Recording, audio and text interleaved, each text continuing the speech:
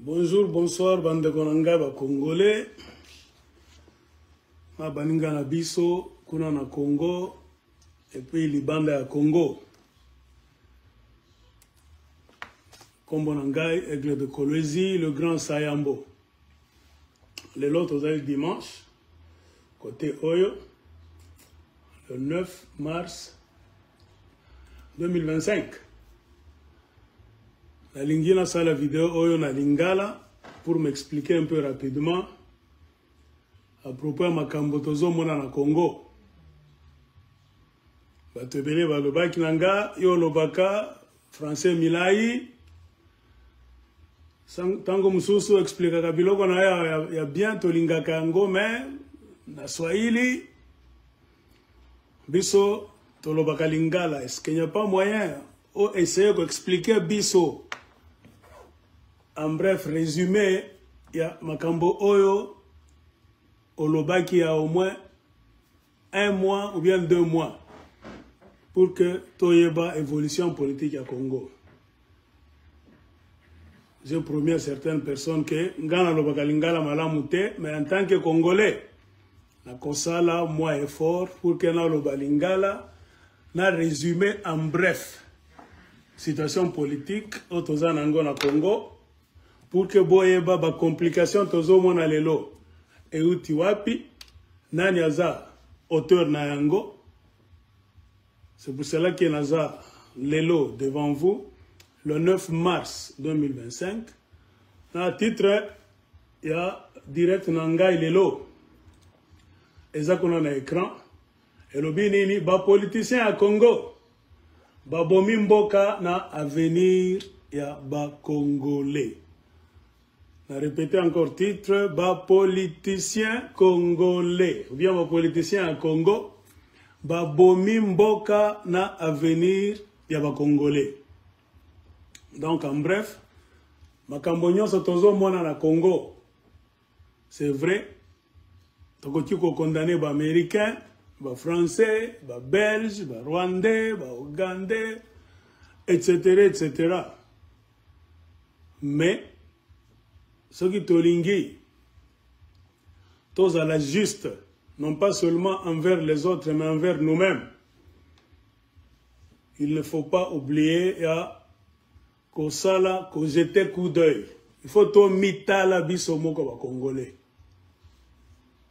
Parce que batunyo so bazo sala ba kuna bango na Congo, ba géopolitique. Il n'allait pas le faire. Ceux qui biso ba Congolais, tozala ki ba to mayele. Biso ceux qui tozala ki ba patriote.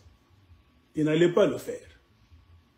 Mais bazo profiter pourquoi? Parce que chez nous au Congo, namboka na biso, de tozana source ya escroquerie, ya malhonnêteté, source ya lukuta, na source ya kimuibi. Les politiciens et belé tozana bango, ce que botali très bien, ba escroc. Nazali ki muyibi na bango, ki escroquerie na bango. Nde komisi Congo na état o tozali na ngolelo. État ya chaos général. Biso basali ya ba vidéo. Tozali ki koyebisa bino. Mutuloko ce n'est pas la première fois qu'il y a une caméra nangai. Les bosso nangai pour qu'il y ait une vidéo. Nazana ka moi expérience. Tant que msusu nazoka ba vidéo nangai ya kala. Il y a année passée, 2022, 2021, 2020. Nazo ça la révision. On a tout dit. Et tant que msusu na mitu na kaba question, est-ce que ba politicien congolais balandaka biso? On a quel genre de politicien? Attache que lobby nini, et côté à droite, et bimi à gauche, et côté à gauche, et bimi à droite. C'est pour cela que Nazal Bosson a bien lelo, pour que Nasala moi résumé, il y a plus ou moins 2 mois. Le problème que en Angola est un problème, il y a Donald Trump a commis président des États-Unis d'Amérique. C'est-à-dire politique à Mokili ici est changé déjà. Question maintenant Mitouna. Est-ce que les politiciens congolais baye biké, politiciens à Mokili ici est changé? Ou bien baye bité? Ou bien va continuer à nager na bango à Kizoba? C'est ça le problème. À Bamboka Msusu, les citoyens de Bamboka ont la chance. Et que les politiciens maïle. Les politiciens ont la sagesse. Les politiciens ont tala, ont mona. Makambo mokile. Mais on a comme l'impression au Congo, tous les politiciens tellement besoin de l'équipe, batala ka mais bamona kate. C'est pour cela que basala kaka makambo mabe. Ba action ba politiciens na biso ceux qui ont tali plus de 90%, 90% na bango. Kaka ba action mabe ki muibi lukuta et puis ba kanisi ki soki ba fandi ba sambeli Jésus, Jéhovah nda ko régler vos problèmes na biso non. Personne ne viendra aider le peuple congolais si ce peuple-là ne sait de lui-même. Des devises. Ceux qui ont télémité bande qu'on a vu ça va congolais, ceux qui ont télémité na Congo, na Libanda à Congo, pour que tous soient destinés na biso na maboko na biso, biso moko, muto Libanda koyate ko sauver biso. Na avant tout élément, il faut toyer ba problème na biso eza nini. C'est là où commence le grand problème. Problème à Congo, on a comme l'impression que ba Congolais ba miye bité. Na ba Congolais ba epi problème na bangote. Tala comportement ba Congolais. Ba landaka kaka ba politicien na bango miyibi. Ba politicien lukuta. Ba politicien o ba créer situation tozali na yango na Congo. Nde ba politicien wana ceux qui ata olandi na ba groupe ya WhatsApp, olandi na ba Facebook, okoti na ba TikTok, nde ba politicien oyo ba Congolais baza kolanda tina lelo. Bato Libanda Congo, na Afrique, ceux qui ont tali, ba Gabonais, ba Sénégalais, ba Guinéens, ceux qui ont créé na Mali, Burkina Faso, Niger, bato belé maintenant bayebi, makamoni ne sont kende kuna na Congo. Bato belé bayebi Kagame, aya muibi, Kagame za mobomi na Congo. Maintenant, banani bazo défendre le Congo. Banani bazo lobela Congo. Eza ba Congolais belete. Eza ba Libanda Congo. C'est-à-dire quoi? Makambo Congo eza lisusu secrété. Ceux qui ba Libanda bayebi. Mais à combien plus forte raison biso ba Congolais biso moko. Non pas ba civil, ba politicien. Pourquoi est-ce qu'on ne fait rien pour changer de destinée na biso? Et qui doit le faire? Biso moko. Le colonel Goeb Sabino, politique à Mokili ici est changé. Donald Trump a eu un système à Sika. Azako annulé l'agence Belé. La salle qui vidéo, on expliqua que Bino a annulé l'agence Moko Monene américain. Au bisogno sottosale Kobenga USAID. C'est-à-dire USAID.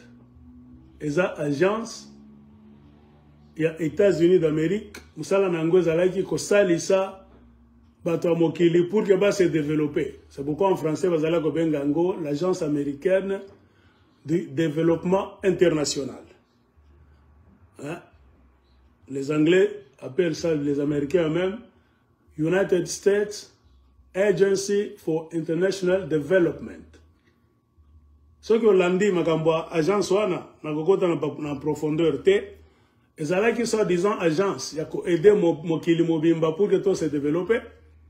Mais avec le temps, on a découvert que quand agence wana, des alaki agence Yamabe, na prétexte de développer Mokili, que pesa bato Mokili ba aide pour que va se développer, que pesa bango ba médicaments pour que va se soigner, va se faire soigner.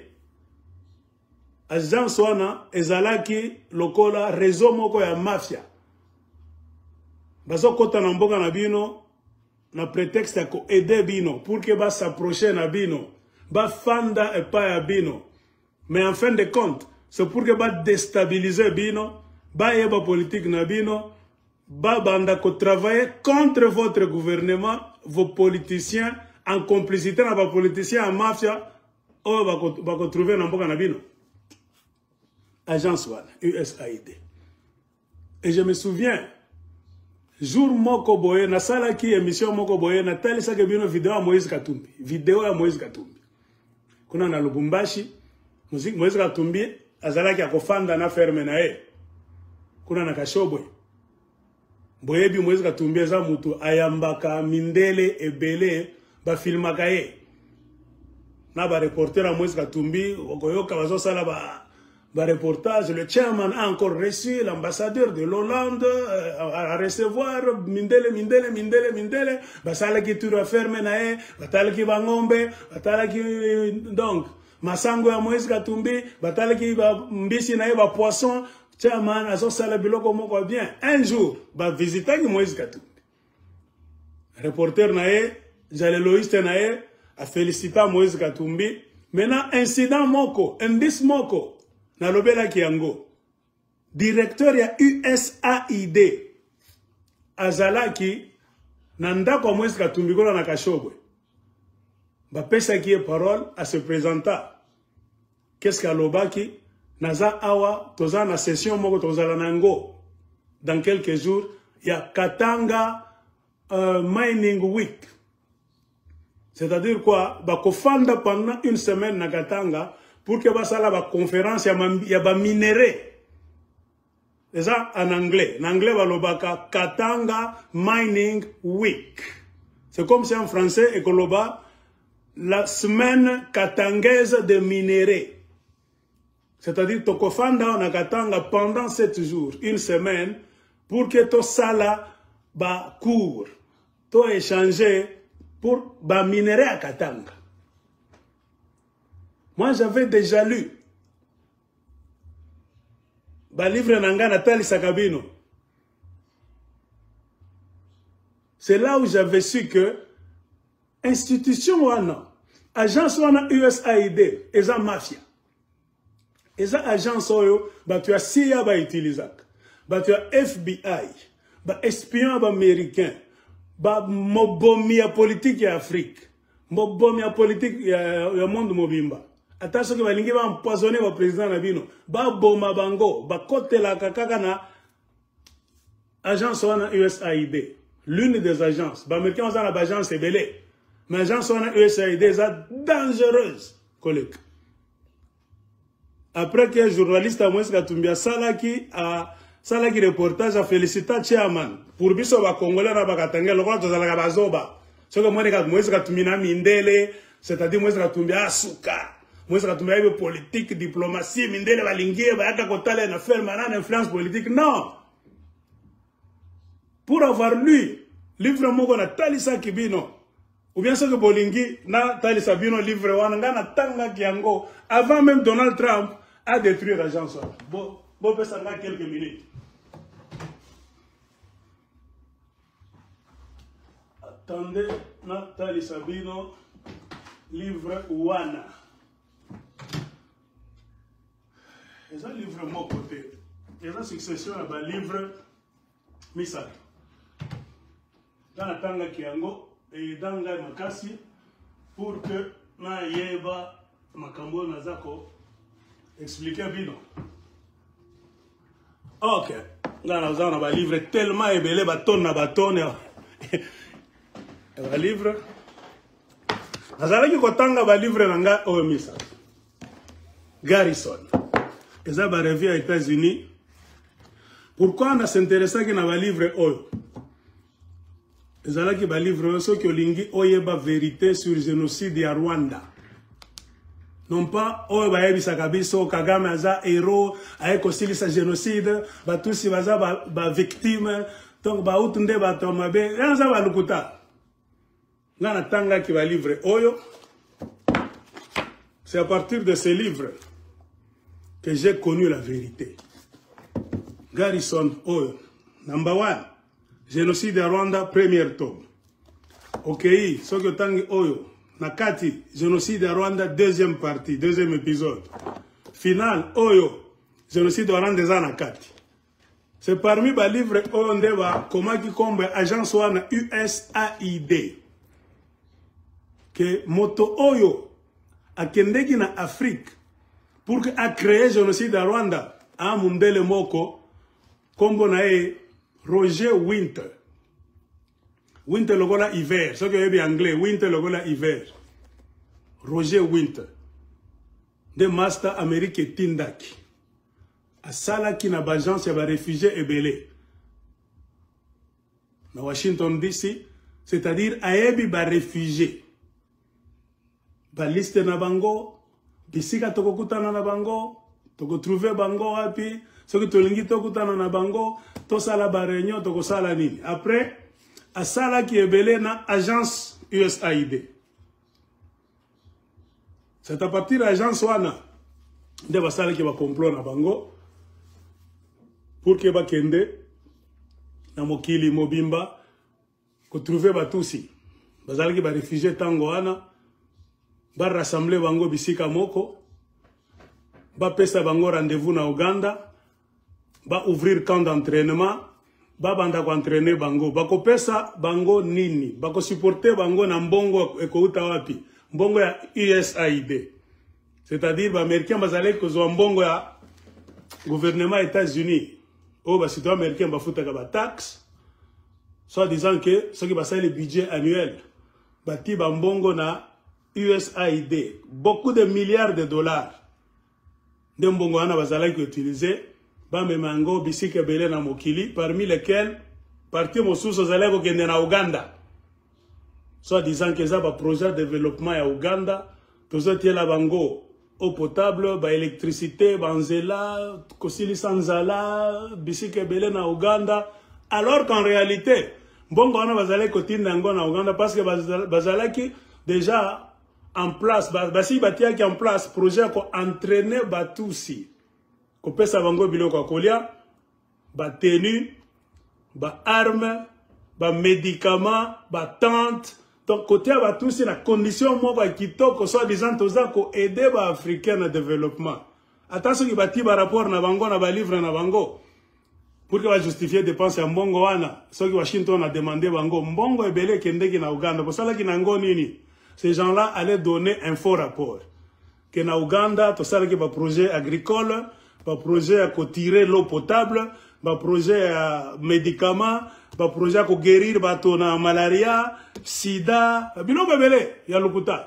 Alors qu'en réalité, mbongo ils allaient allouer na Rwandais tous pour que ils allaient entraîner, ils allaient bien équipés pour attaquer le Rwanda et entrer au Congo. Donc USAID a aidé pour que Basala, Makambouane. Et le monsieur qui était à la tête, Roger Winter, a été récompensé par Paul Kagame. Un jour, pendant la journée de Bango et un génocide à Rwanda, Paul Kagame a récompensé qui est. Batubele baeba qui pourquoi te, parce que Batanga ka ba livre te, Bamona qui que, oh, Azam tu vas bien. Non. C'est lui le monsieur génocide. Il y a qui espion. À côté de Kibango, dans l'agence USAID. Yango, master, yaza awa. Ce qui est botel bien. Ce qui est ici. Ce qui est là direct. Nous avons un problème, il y a image. Tant que nous sommes comment l'image est renversée. Je m'explique toujours en français. Facebook, assis à. Donc, à détruire le système, il y a la flip-flop pour qu'on ajuste l'image. C'est pourquoi nous avons la caboye. Ce qui est cette émission, nous avons obligé, nous avons édité vidéo, nous avons tourné yango pour que vous banda ko tanga biloko na ko banda ko tali sabine. Ce qui est très bien, ce qui est Roger Winter. Aza awa, Paul Kagame, azope sa médaille. Hein? De Master Oyo, azalaki directeur à USAID, azalaki directeur à l'agence de réfugiés à Mokili, de monsieur Oyo a aidé mafia américaine pour que bazoua la région des Grands Lacs. T'expliquer, tu sais t'expliquer, mais le gognon so, souci aux États-Unis, azalaki kokota en Afrique centrale. occuper la région de Grand Lac pour contrôler le Congo. Génocide à Rwanda, si Congo ezalaki coexistait de le génocide à Rwanda et ça l'a maquité. Génocide à Rwanda basalaki yango non pas pour que ba installer batusi na pouvoir. Non, mutusi aza mutupamba. Muutu aza mutupamba. Rwanda eza pays ya pamba. Mundela salaka biloko na ye soki bénéfice eza te. Non, biloko nyonso basalaki pour que ba boma, ba déstabiliser majorité à Bautu, ba installer minorité à Batusi. Après avoir entraîné bango na Uganda, ba kotisa bango na force, ba pesa bango pouvoir antidémocratique na Rwanda. Makambo ezalaki elingaki esila na Rwanda te. Américains za liboma te asala ba dépense ya ba millions na ba dollars na ba milliards de dollars américains pamba boyo mutu mundele mutu muindu uzande kona été. C'est-à-dire bazalaki kozela Kagame na batunae batusi ba donc o batiaki par force na Rwanda ba rembourser mbongo na bango nyonso ba aider bango ko accomplir objectif na bango banani il fallait ba accomplir objectif américain ba tusi to petit bino na pouvoir to si to sali ba dépense belé. C'est pour que tu gagnes couloir moko, tu banda ko kota na Congo. Ko sala mobulu, ko déplacer ba Congolais, ko boma bango, ko iba minéré. Problème c'est na Congo, mundela za ko iba ndeba minéré, point barre. Ataso ki boyo ki ba discours nyonso. Na ebisa kabino na lopoto, ataso ki ba sali ba émission na CNN. Na RFI, o bangle balobi, eza lukuta. Objectif za kaka moko. Guerre otoza na yango, balingi bakote la biso, pour que ba iba ba minere na biso, point. Fini. De phrase ya, vérité na vérité. En dehors ya phrase wana, tout ce qui entoure, makambo baso sala na Congo, ea kaka lukuta, c'est parce que toza na ba politicien bazoba. Les politiciens m'tema mabe, les politiciens baza ba avide de pouvoir, ba affamé et donc assoiffé de pouvoir.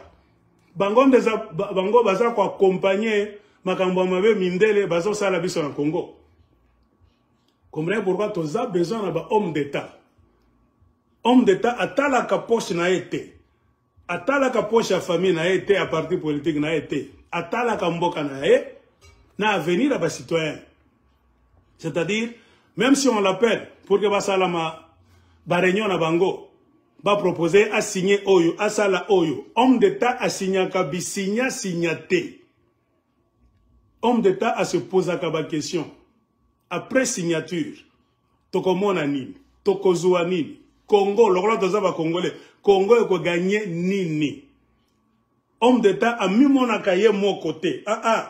Na kuzo pouvoir to kozala bien parti politique na biso ngai moi ngai na basi na ngai na bana na ngai non aux hommes d'état te oa escroc. C'est ça le genre de politicien tozana yango dans toutes les provinces du Congo. Tozana mibi ba détourneur. C'est ça le problème. Après avoir installé ba tous na pouvoir, ba tous bazala qui décider bo aider biso kozo au pouvoir antidémocratiquement. Parce que ce qu'il fallait token de la élection, biso toza 1/10. Ya ba Rwandais.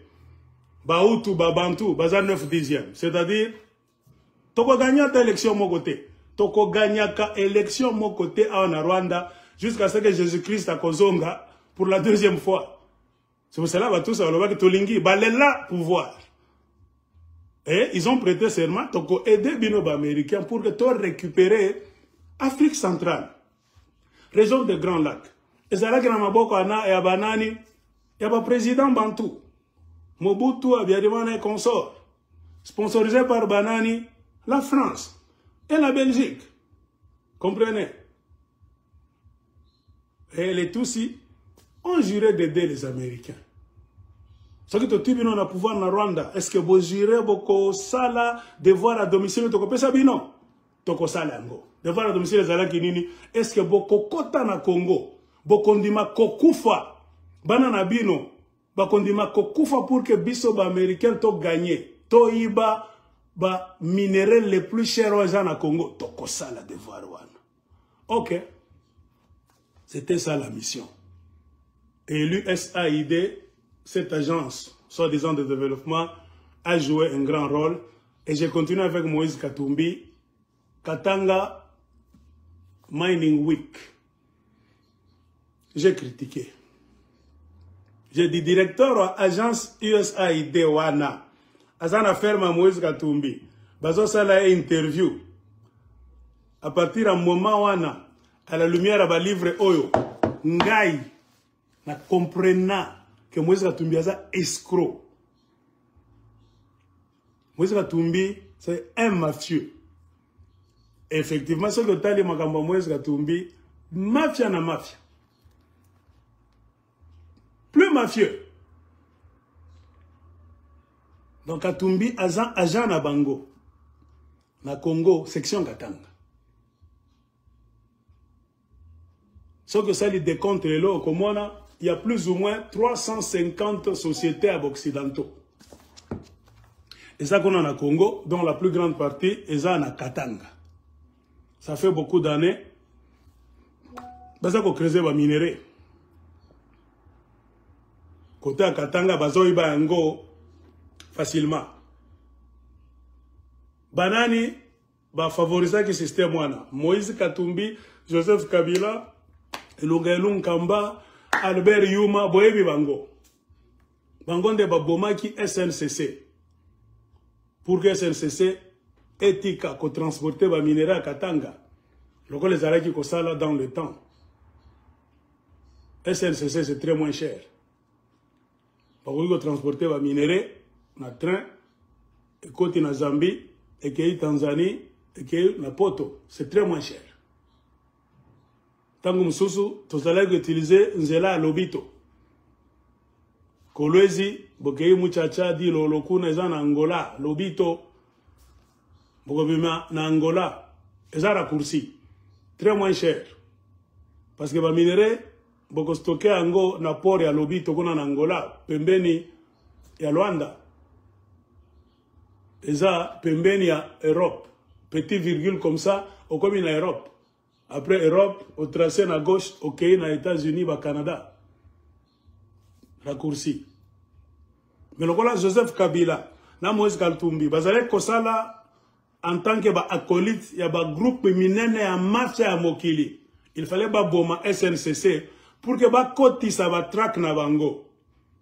Parmi ba track on est kota kana Congo côté Katanga. Moïse Katumbi na ba track na ebele, Kabila na ba track na ebele. Donc régime ya Kabila pendant 18 ans, même ça, bazale kosala. C'est pour cela ils ont mis en place un système moko ya mafia. Qu'on se servir bango na bango. Imaginez la richesse à Congo, tolo ba cuivre na cobalt. Ce que bimi na Congo kende wapi. Donc en Europe, Europe est à côté ni. Europe est à sud. Non, Europe est à nord. C'est-à-dire Ekiti et bimi na Congo et qui na nord. Après nord, et ça, les camois virgule na ouest. Et qui est na Amérique. Alors, pourquoi batrak na bango, ça que j'ai minéraux na Congo, et qui est na Zambie, et côté Zimbabwe, et côté Namibie, et côté Afrique du Sud, et côté na Grand Sud. Et puis à partir de Sud, wana, et bandako kende na nord. Vous pouvez comprendre. Et ça, mafia. C'est-à-dire, Kabila, Moïse Katumbi, ba tiaki en place, système moko, il y a pillage, en invitant ba te belé à Mokili, Mindele. Point barre. Na des raisons oyo, Katumbi, azalaki na exil. Tango Mzee Laurent Désiré Kabila azalaki na pouvoir, après Kobomaye, c'est pour cette raison que Joseph Kabila a bengaki Moïse Katumbi azonga na exil. Moïse Katumbi azonga ki na Congo non pas pour faire quoi que ce soit, pour que babanda koiba ba minéraux. Point barre. Kabila ayeba quitté akobanda koiba ndenge nini. Il ne savait pas. C'est un processus trop compliqué. Qui était le directeur de cabinet de Joseph Kabila? Katumba Mwanke.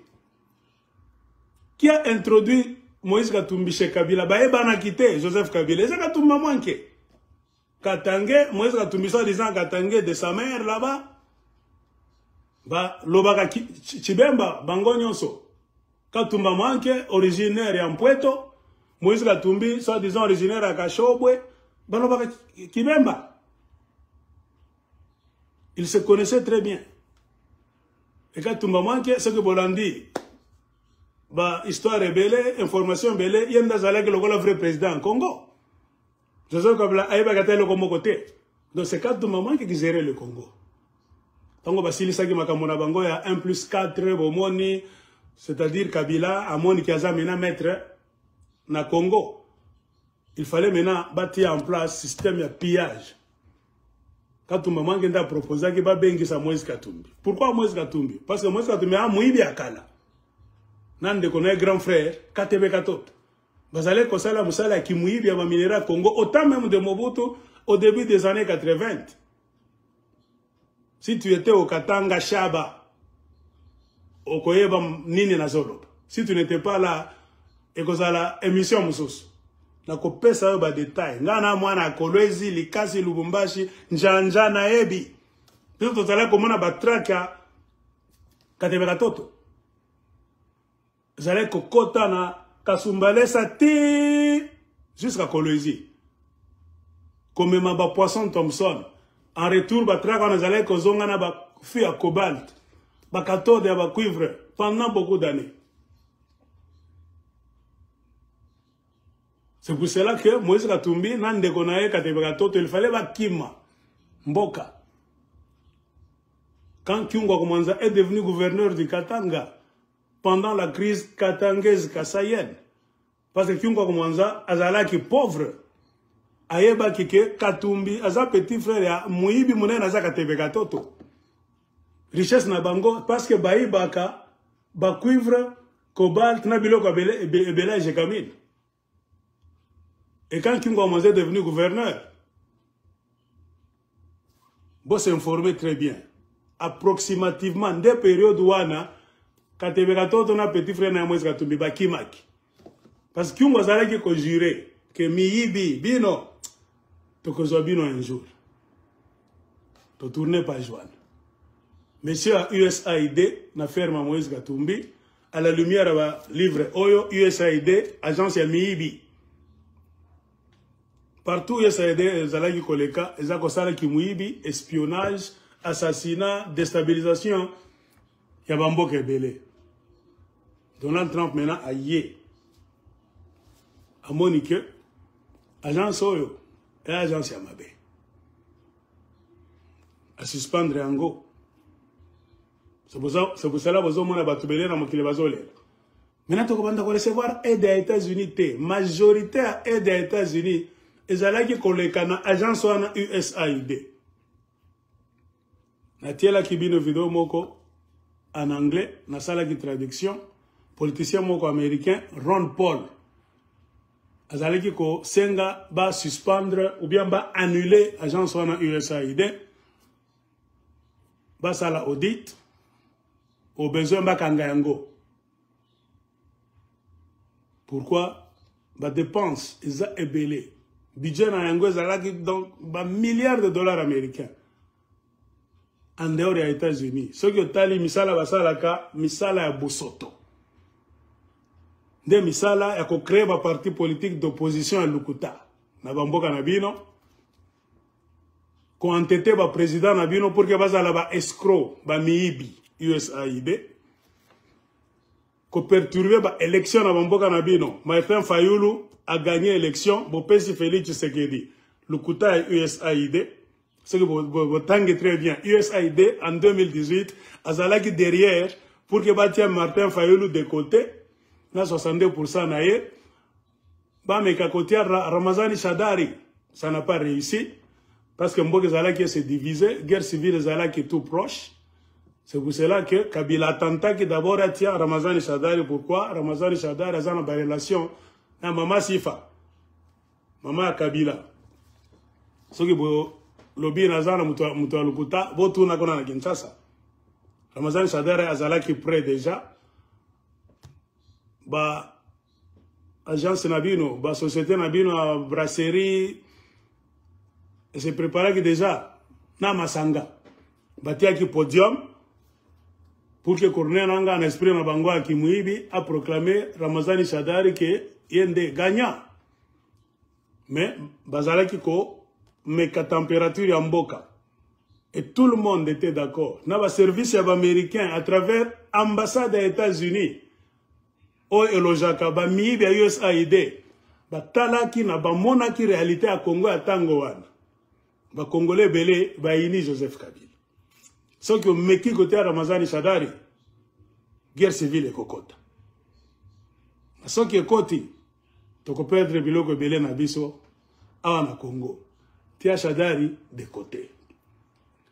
Fayulu, toti aye, non. Fayulu, aza sérieux. Tosi te étudié curriculum nae. So ki abimi président, akosala ba audit. Ya ba mini ya Congo nyonso. Ya ba guerre. Ya lukuta tozo sala na Congo. Na ba escroquerie ki muibi. Akobanda ko arrêter biso moko biso ba Congolais na ako bloquer makambo ebele. Tokosala business na mboko yote. C'est pour cela qu'il fallait bakata internet pendant 21 jours. Monisco azalaki na complice, azalaki complice na Kopwana, na ambassade des États-Unis. Ce que bolobi fion, boyebi Mike Hammer, ambassadeur à États-Unis azalaki na Kinshasa na poste na Kinshasa tangoana. Boyebi bien. Martin Fayulu babenga qui est na Monisco, babenga qui est na ambassade des États-Unis, babenga qui est na ferme Kingakata Joseph Kabila. Bapesaye Kop. Babisage très bien. Tout est clair. Yonde a gagné élection. Mais position na yo est compliquée. Ce que kondima. To fanda to yokana. Pour que au protéger ba intérêt na biso. Même quand tu seras président, tu as un problème. Mais Martin Fayulu a une ligne très dure. Et que c'est le peuple congolais qui m'a choisi. Le résultat, tout ça déjà na yango. C'est une cause qui na yango. Les gens se belé, les témoins belé, les gens qui na téléphone na bango cellulaire, na centre na bino ya comptage, ya PV. Facebook ezalaki wana, YouTube ezalaki déjà coexister, WhatsApp ezalaki coexister, ba téléphone na biso dernier cri ezalaki coexister, on prenait les photos au tableau, ba PV, tozalaki ko distribuer, bazalaki ko sala ba distribution na biso tozalaki ko zuwa, ba PV na téléphone na biso. Ya ba centre belé, ya dépouillement ya ba élection. L'homme qui était en tête, même au tableau, attention que kamati photo na centre na tableau, zalaki ba école surtout. Okomona Martin Fayulu azakuna na tête Segede Alandi. Ba croix ebele Fayulu. Ngana muta Kolwezi. J'ai appelé à Kolwezi. Bande kona ngai na Kolwezi. Ba master na ngai. Ba travers à Kolwezi. Bo voter nani? Fayulu. Comprends pourquoi Joseph Kabila azalaki ko bundisa Fayulu à partir de Lubumbashi à la campagne te. Ma image ezali. Fayulu ba autorisa qui était à kende na Likasi, à kende na Kolwezi ba tebele bazalaki ko zela e. Kabila lobaki non. Kiungo commence à zalaki traite. Au début, après ça, j'ai eu l'impression que Aza groupe Mokona Fayulu. Kiungo commence à trahir qui Fayulu. Fayulu Azoui Ndeke, alingi akende kosala ba campagne Joseph Kabila pesi ordre ba bloquer. Il a fallu Fayulu akende na Goma. Distance moulaï. Avion lingaki ekwe quelque part na mai. Asala qui descente na Goma. Benzine, carburant, ça qui na viol sous sauté. Ça qui va jouer rebelle, je ne sais pas, 3, 4. Ça qui koganga. Kabila donc, ça qui tia Fayulu bakal. Mais en même temps, ça qui aide Félix Tshisekedi. Na Vital Kamerhe. Après, mafia na bango à Suisse. Hein? Ce que vous avez en mémoire très bien. Oye, ça là qui est vital, Cameroun, Félix, qui dit, Bakor na bango ya Suisse. Genève. Pourquoi Babima qui n'a pas corps? Qui a supporté Félix Tshisekedi na Vital Kamerhe na Kenya, Nairobi, Basala, Cash. Cash c'est sa fabrication Joseph Kabila.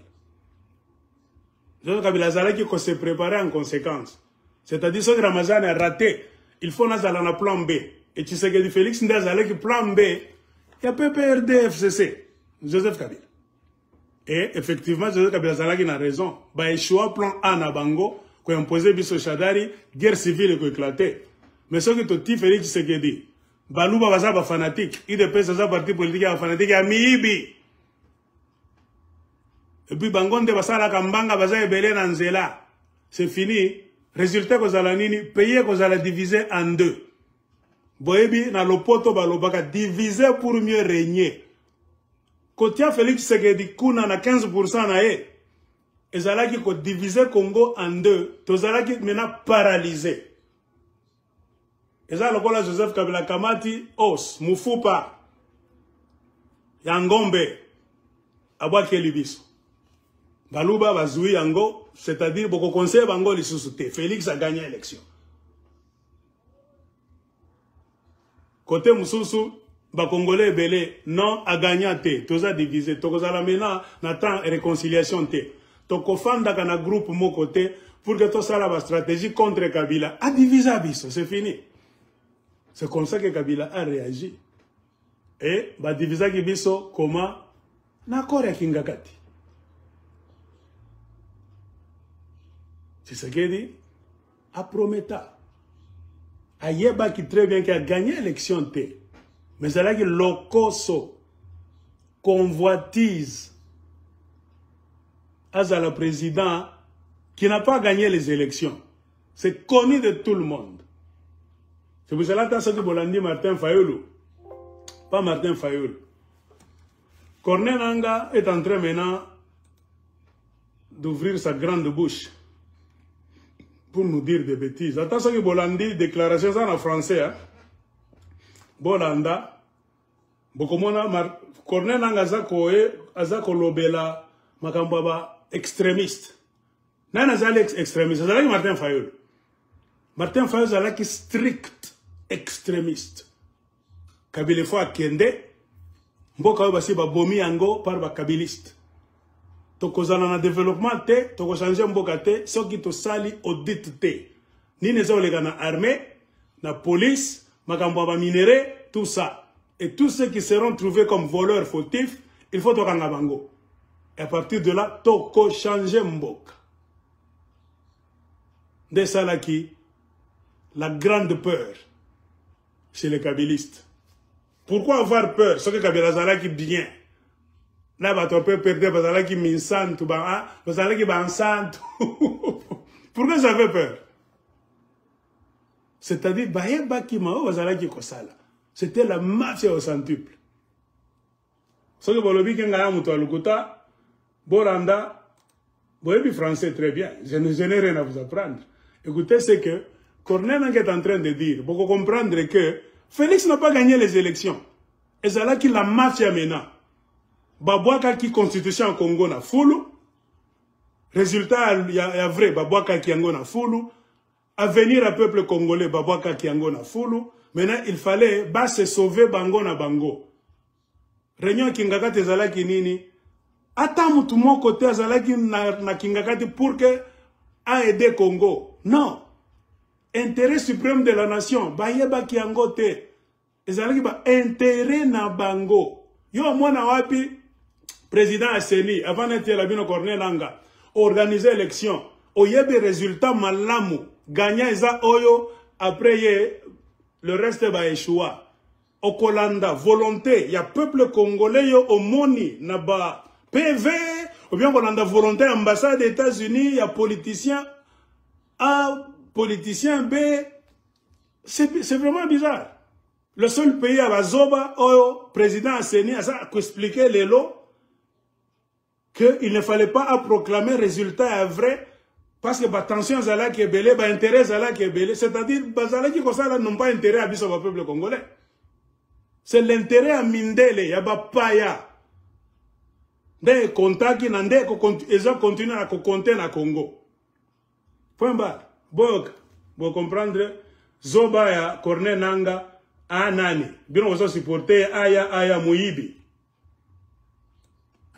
Et c'est les Nations Unies, et ce sont les États-Unis, et c'est le pays de l'Union européenne. C'est quel pays exactement? Quand vous êtes président de la CENI, vous opérez donc dans cet environnement où il y a une sorte de divergence permanente d'intérêts. Intérêt, Anan. Il faut le préciser. La communauté nationale, c'est-à-dire les Congolaises et les Congolais, tenait à avoir l'alternance et surtout tenait à voir le départ de l'ancien président d'alors, c'est-à-dire le président Joseph Kabila Kabange. C'est comment concilier ses intérêts en privilégiant aussi que non, l'élection ait lieu. C'était ça l'équation. Les élections se sont déroulées avec 77 000 bureaux de vote sur toute l'étendue du territoire. En un seul jour, l'organisation a eu lieu. Le problème, c'est que oui, vous pouvez avoir les résultats. Faut-il encore qu'in fine, on ait l'allégeance de tout le monde. Au moins, ils ont un résultat, mais ils ont considéré un côté. Pas de tout. C'était ça l'équation. Ils ont consulté l'allégeance, il y a un parti politique dans l'Indel. Il aurait fallu que nous fassions cette première passation en douceur. Douceur, qui avait été fait. Il a fallu plus ou moins que nous, on ait un accord de passation pacifique. Accord, il y a Les élections se sont passées, mais qu'il n'y ait pas de coup d'État non plus. On était donc au bord de... Eza lokuta, nana lingaka sala coup d'État. D'un côté, le régime, avec les militaires, qui avaient peur. Peur ya nini? Ceux qui va saler que ma bête, pourquoi avoir peur? C'est tout qui les avait menacés pendant toute la campagne, qui les arrêterait ou les... Voilà. De l'autre, la communauté internationale qui faisait pression pour que non, les choses se passent comme, effectivement, comme que les résultats soient proclamés tels qu'ils sont sortis. Mais de l'autre aussi, un acteur important qu'on a quand même donné, c'est-à-dire la société civile, qui représentait la population, surtout avec la CENCO, qui avait une mission d'observation électorale et qui effectivement avait aussi un échantillon des données plus ou moins importantes à gérer. Devant l'imbroglio, la commission électorale se trouve donc dans une situation, en quelque sorte, d'un dilemme. Comment faire pour que non, il y ait alternance, mais qu'il n'y ait pas un coup d'État et qu'il n'y ait pas... C'est la raison là, c'est ce que vous appelez là, le compromis à l'africaine qui est passé. Oui, le compromis à l'africaine, c'est-à-dire, ça là qui compromis. Proclamation, ça là qui vérité. Ça là qui compromis, à qui africain, à qui zoba, à qui mouibi. Na lelo, malgré bavido, nyon sotozo tali sabino. Surtout bino batwa IDPS. En général, les Kassaïens. Naza koyebi sabino n'esprit à mabete. Bino ndeti na lelo 2025 mars. Bon di maté que Félix a gagné l'élection à la tête. C'est-à-dire que na maladie na mitou na bino. Il faut voter là-bas docteur. Attention que ta Hollande vidéo donc Corneille Nanga mo kaza sabino. Azala ki na dilemme. Dilemme c'est-à-dire le problème est belé. Na proclamé Oyo. Monsieur tel a s'inquiéter, a se plaindre. Na sala boye, bako tirenga côté Oyo. Est-ce que président et la commission électorale awana mokili rôle les années. Est-ce qu'on considère ba caprice ya ba politicien na ba intérêt na bango? Non. Ce n'est pas son problème. Problème ya président et la commission électorale nationale indépendante, c'est ni superviser ba élection et les kanakimia na justice pourcentage belé ça là ba comptage proclamer résultat ya malamu ya vérité o ça ko refléter volonté à peuple congolais point barre de ba sengi o sala Ton problème, ce n'est pas Kabila za capricieux, bah, généraux à Kabila, communauté internationale. Ouais, au compte maintenant la politique. Oza, président a saigné les sous-soutés, oh, mafieux. C'est pourquoi on a bien qu'à corner, un mafieux. Et, motomo, on a payé mon étranger à Benga Kinga, à Absanga, qui a ébi corner, nanga malamu. Azale ko Absanga en anglais que, that guy, I know him very well. His dad is from Senegal.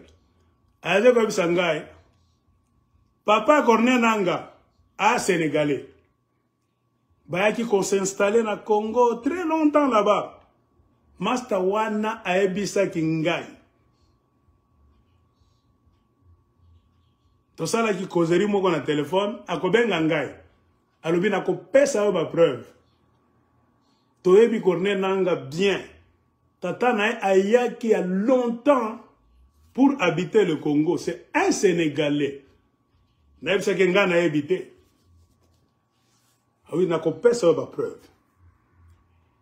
Na corner nanga ayebi que c'est un Sénégalais. Son père est venu s'installer au Congo il y a très longtemps. Point barre. Alors, vous comprendre pourquoi tozo komona makambo moko bizarre na mboka na biso. Mutuloko langa na mitu na kaba question ebele.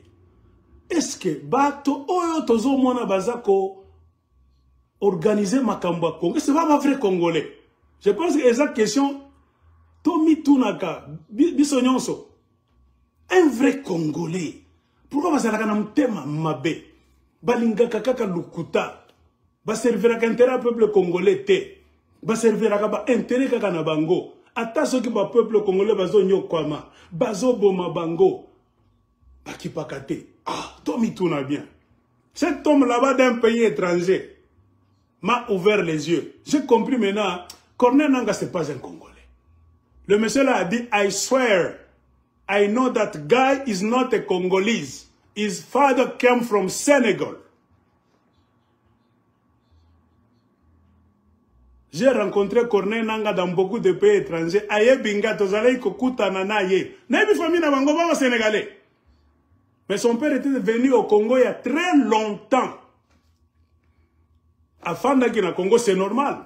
Ceux qui ont fait des temps en Amérique pendant longtemps, au bout de banana en Amérique, parce que la loi américain. Corneille Nanga se comportait comme Congolais parce qu'il a été mis au monde au Congo.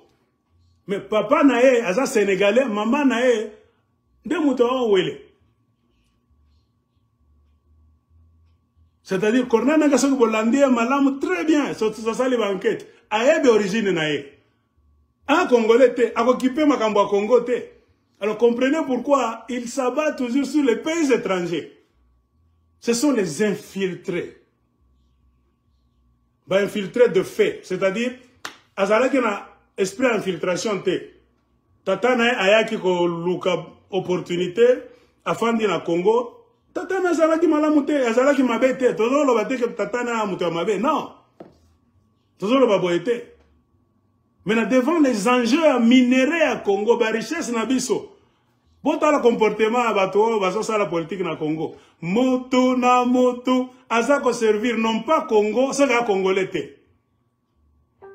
Chacun sert origine nae. Attention ka yebisi na makambo lukuta ngana Congolais. OK, bon landa malamu, bon observez bien.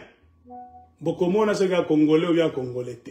Parce qu'un vrai Congolais, à cause de la namawa, à cause de la limite dans le mensonge, l'escroquerie et le mal. C'est pour moi que ma camboza donc eza mabe. Bazo bibi sabilo konyoso, mais bazo s'arrêter comprenez. On a affaire à des infiltrés. Nabae belé na Congo. La preuve en est que tozala qui na immigration na Congo te tango Mobutu. On n'a jamais eu de carte d'identité sérieuse dans ce pays-là. Na tango Mobutu, il y avait des cartes vertes. Là, on écrivait avec un marqueur. N'importe qui pouvait prendre coton, watt, au tin alcool, au effacer combo, au tin combo nayo, au se promener dans go. ba Rwandais belé bazali ki kozwa ba carte na biso, ba Ougandais n'importe qui na ba Zambien. On n'a jamais eu de données. Il y a identité à peuple. Jamais. Ce que qui est na bambo ke belé, au comment na bazana donné. Il y a citoyenneté. Kokende musika te kota kaka na Zambie. C'est difficile. Au salaba bêtise na Zambie. Bakome mayo par immigration, bakende na yo na ba village à Zambie. Pour que obisa bango, oza mwana ya nani, oza donc mwana ya nani pour que basala tracing. Ba lignée na yo, village na yo. Dans la plupart des cas de doute, ba oyo ba kata kamakambo na ba pays ebele et ba chef coutumier. Parce que ba chef coutumier do ba garant, ba gardien de tradition et ba village. Congo, eza Congo te, ce que ba chef coutumier na biso ba za ba irresponsable. Ce que ba chef coutumier na biso ba consulta ka bango te. C'est ça le problème qu'on a au Congo. Nos chefs coutumiers, vous savez pourquoi nos chefs coutumiers n'ont pas de pouvoir? Eza décision à Libanda à Congo. Ba arracher pouvoir na ba chef coutumier na biso parce que bangonde baza na connexion. Il y a mystère. Na origine na biso ya vrai eza ba chef coutumier. Chef coutumier, Congo eza nini? Congo eza ba empire na biso, ba royaume na biso, ba chefferie na biso soki ti yango en groupe. Mundela yaki kaka na mbeli na ye. Kisu a coupé est, ouest, nord, sud. A rassemblé ba chefferie ozalaki coexister déjà. A ti yango na groupe moko a bengi yango Congo est indépendant du Congo belge. Point barre. Mundela a donc a apporté ba village na biso te. Mundela memela ki biso ba village te, minoko te. Mundela memela ki biso eloko moko te. A kuta ki biso ba noko, ba koko na biso, bazalaki déjà na biloko nyonso bien organisé. Mundela tiaki kaka frontière. Est, ouest, nord, sud, na bengi groupe ya ba village nyonso, ba chefferie nyonso na Zoua, na kobenga ngo Congo. Point barre. Mundela yabi vérité ya ba village na biso te. Il fallait maintenant akota en contact na ba chef coutumier na biso pour que ba banda koyebisa histoire. C'est ainsi Mundela zalaki na bic na papier, azalaki kokoma histoire oyo bazalaki koyebisa na monoko par ba chef coutumier na biso. C'est quand le Belge a commencé à écrire notre histoire de la bouche de nos chefs coutumiers. Na Mundela yebaki malamu que ba chef coutumier bango nde ba maître à terrain, nde ba vrai propriétaire terrien. Tu ne peux jamais voler le Congo. Tu ne peux jamais troubler le Congo. Ceux qui ont déstabilisé le chef coutumier na bango, te. Ceux qui ont eu du pouvoir, le chef na bango, te. Et le Belge s'est mis en devoir de déstabiliser le chef coutumier na biso. Et maintenant, à partir d'ici, vous comprendre pourquoi les Rwandais, ceux qui sont côté na Est, ils ont devoir à koboma d'abord le chef coutumier. Ko kimisa bango. Batike la bango mabele, bafanda na Kinshasa, tout ça. C'est-à-dire mystère, puissance et sili. Des chefs coutumiers affaiblis, comme c'est le cas du Congo. C'est un Congo affaibli. Les chefs coutumiers sont puissants. Congo, vous avez la puissance, va convaincre le Congo. Parce que Bitumba Ebele, basala kango non pas n'andenge à la science, non. Oh, parce que toza na service militaire, toza na minduki, non. Bitumba Ebele, basala kango na mysticisme, connaissance ancestrale. Si nos chefs coutumiers étaient bien respectés, encouragés, de le baronde wakota na Congo te. Un chef coutumier seul, un gars qui a téléma, a prononcé maloba ya bakoko soki oza mabele na biso te eza mboka na biso te ya bino bakoko na biso Rwanda akota akomona ba miracle ebele ezalaki kosalema na passé ba Rwanda bakomona ta Congo te comment on attend entrer à qui voter. Ce que baza na mboka na bango, bazo mona makambo malamu. Ce que va s'approcher kaka na frontière, et comme minuit. Molili, bako kim. Tangu mususu, tokoti, botika bango bakota. Bakoti, bakanisi ke bakozwa mboka. Chef coutumier moko, bien groupe ya chef coutumier. Et sali kaka formule ya bakoko na biso. Bokomona banzoi. Minene boy. Ils viendront, je ne sais pas en lingala, que soit bango, donc les mordre là-bas, les piquer. On va les tuer. Tant que nous bakoti kaka na Congo boye, molili ekoti. Bango bazo mona molili, ba militaire na biso bazo mona molili te. Ba kolokota bango moko ba bomi bango on désenterre là-bas. Mundele ayebaki. Que ce qui doit affaiblir ba chef coutumier te. Toko dominer Congo te. Comprenez pourquoi batia qui en place programme infiltration. Tous en ba chef coutumier à Lukuta et belé na Congo. Comprenez bango nde ba traître. Kuna na Kivu seko bokoti na Masisi. Tous en ba Mwamindeze. Ba Rwandais. Chefferie wana ba créé yango par les Belges. Maintenant, vous comprendre pourquoi Belge, alingaka, non pas atika, batoba kota na Congo, kotambola, kobala, ce qui alingaza la Congolais, à cause de la Congolais à titre individuel, c'est tout à fait normal. Le Congolais, ce qui est na Côte d'Ivoire, au moins, moi, c'est moi qui kitoko, au balié, au décidé qu'on fasse dans la Côte d'Ivoire. Nana ko simbayo. Mouto simbayo te. Après 30 ans de mariage dans la Côte d'Ivoire, c'est normal. Nana comme Ivoirien. Na mwasi na nga awa, na Abidjan, na bana na nga, gana ivoirien. À titre individuel. Mais mindele ba lingi ba Rwandais wana, na ba Ougandais, na ba Burundais belé. Ba kota na Congo, ata soki ba fandi, ba luka ki Congolais bango moko, mutu moko, à titre individuel. Et ça le makamokili mobimba, bango ba lingi angote. Balingi ba imposer ba Rwanda wana na makasi, c'est-à-dire ba pesa bango parti moko ya mabele lokola chefferie na bango ba créer le bango chef coutumier à Lukuta. Basa na ba chef coutumier na Congo te, ba Rwandais na ba Ougandais na ba Burundais. Ba na ba chef coutumier te. C'est ici où vous comprendre le problème ya Banyamulenge. Na expliquer yango na ba vidéo na nga ebele en français. Qui sont les Banyamulenge? Bamlenga ba Rwandais. Monoko na bango za Kinyarwanda. Soko tali na palmarès. Tango Mundela yaki na Congo en 1800 quelque. Akutaki ba Rwandais te na Congo. Akutaki chef coutumier ya Rwandais te. Akutaki monoko te Kinyarwanda na Congo jamais. Tout est clair. Parce que la tradition na biso à Congo, tozali différent na ba Rwandais na ba Burundais. Na Congo so tozali muluba okobanda koloba chiluba, bien kiluba. So tozali karunda okobanda koloba kikarunda. On se présenter ngana mu Congo okoloba ki Congo. Ngana mu tetela loba okoloba ki tetela. Ngana mongo loba toyoka okoloba ki mongo.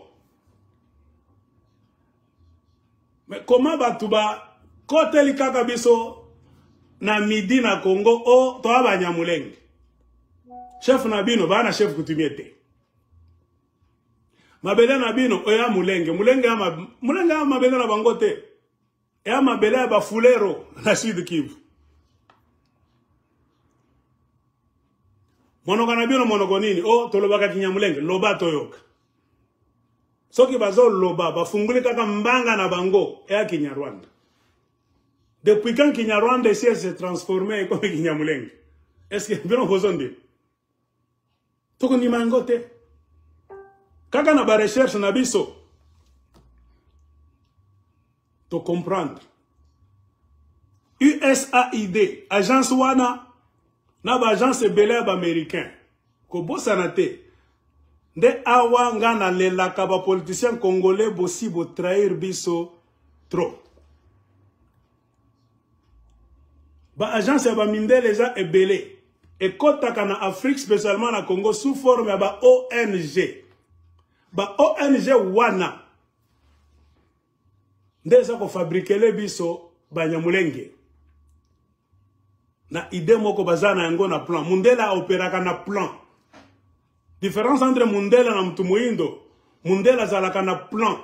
Il y a 5, 10, 15, 20, ata 30 ans. Mundele soka aza ko poser acte lelo.